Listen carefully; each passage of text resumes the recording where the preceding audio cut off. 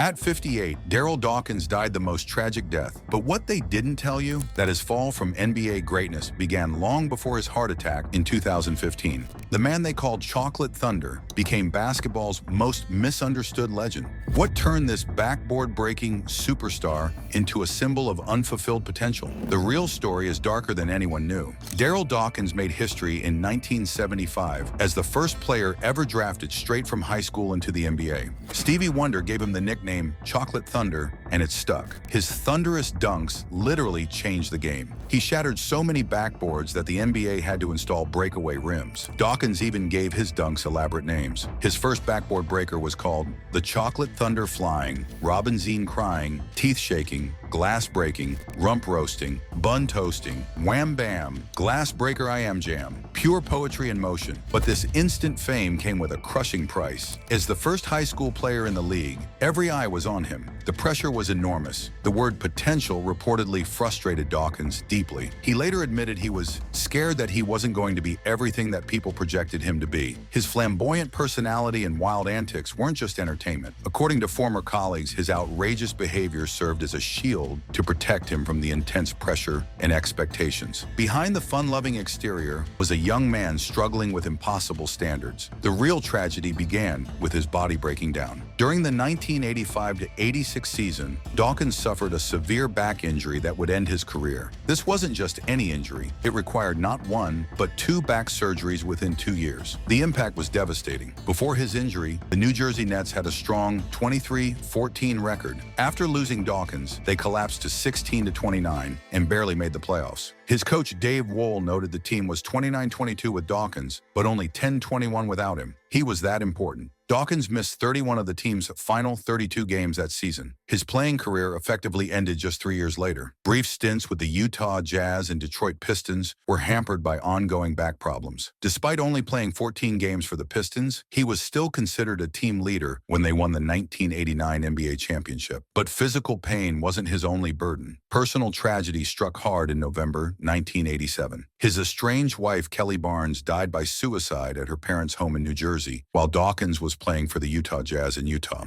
The timing couldn't have been worse. Dawkins was traded to the Detroit Pistons shortly after this devastating loss. According to reports, he was still recovering from his back injuries and dealing with the death of his estranged wife. Dawkins' emotional struggles showed up on the court in dramatic ways. During Game 2 of the 1977 NBA Finals, he got into a fight with Maurice Lucas of the Portland Trail Blazers. Both players were ejected from the game. What happened next became NBA legend for all the wrong reasons. Dawkins went to the Philadelphia 76ers locker room and completely lost control. He tore a toilet out of the wall, dislodged a locker stall, and barricaded the door with it. His rage came from feeling betrayed. He was angry about Lucas attacking him from behind, but even more furious at his teammates for not backing him up during the fight. This wasn't just an outburst, it was a young player's raw response to feeling abandoned by his own team during the NBA Finals. Even during his hardest seasons, fans still showed up to see the big man play. If you want to catch legendary NBA moments like these, Fubo has you covered. With live games and classic replays, it's perfect for hoops fans. Check out the link below and support the channel by signing up. Dawkins also struggled with discipline throughout his career. He holds an NBA record that nobody wants: 386 personal fouls in a single season during 1983-84. He also led the league in fouls the previous season with 379. To put this in perspective, Dawkins accumulated one more career personal foul than Michael Jordan, despite playing nearly 350 fewer games. That's an incredible rate of fouling. In both 1982-83 and 1983-84,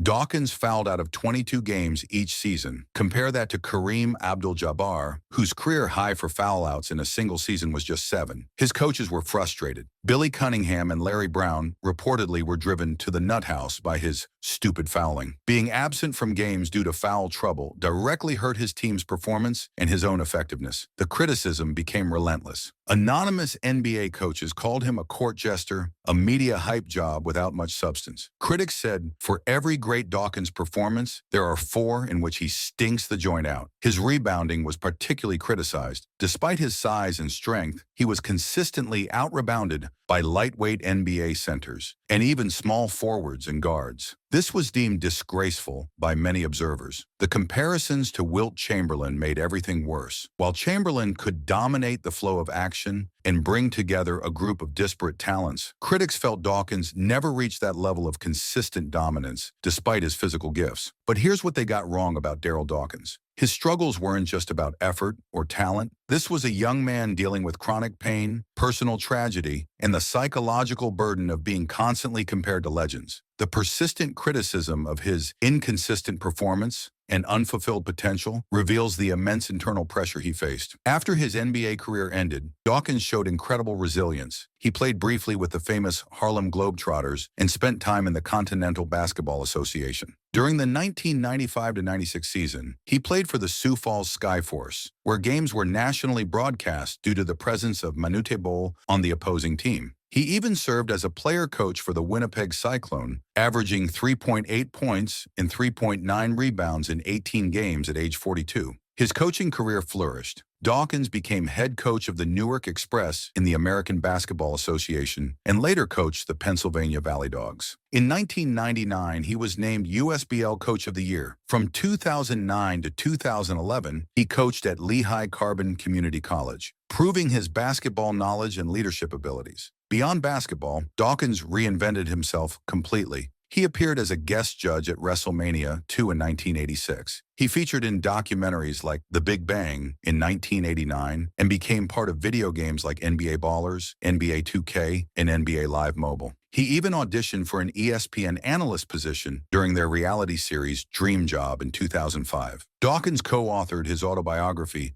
Chocolate Thunder: The Uncensored Life and Times of Darryl Dawkins. The book explored his experiences with racism, his relationship with Julius Erving, and his personal struggles. Most importantly, he dedicated significant time to charity work with Autism Speaks and the Special Olympics, showing his commitment to helping others. On August 27, 2015, Darryl Dawkins died of a heart attack at age 58. The basketball world lost not just a pioneer, but a man who had overcome enormous challenges to find new purpose beyond the court. The real tragedy isn't that Dawkins died young. It's that during his playing career, people focused only on what he couldn't do instead of celebrating what he accomplished. He changed the game literally and figuratively. His path from high school to the pros opened doors for countless future stars like Kobe Bryant, LeBron James, and Kevin Garnett. Yes, his career had struggles with injuries, personal loss, and criticism, but Dawkins demonstrated that life's second act can be just as meaningful as the first. His post-NBA success in coaching, media, and community work proved his critics wrong about his character and determination. The man who once tore toilets from walls in frustration became a mentor to young players and a champion for those with special needs. The player who struggled with fouling became a coach of the year. The athlete labeled as unfulfilled potential became a man who fulfilled his purpose in ways that mattered beyond basketball statistics. Darryl Dawkins might not have been Wilt Chamberlain, but he was something no one else could be: himself, a flawed, fascinating human being who faced extraordinary circumstances with courage and eventually found peace and purpose beyond basketball. His legacy isn't defined by the criticism or the records he didn't break, but by the barriers he did break and the lives he touched afterward. Smash that like button if you learned something new about Chocolate Thunder, and subscribe for more stories that tell the truth behind the legends.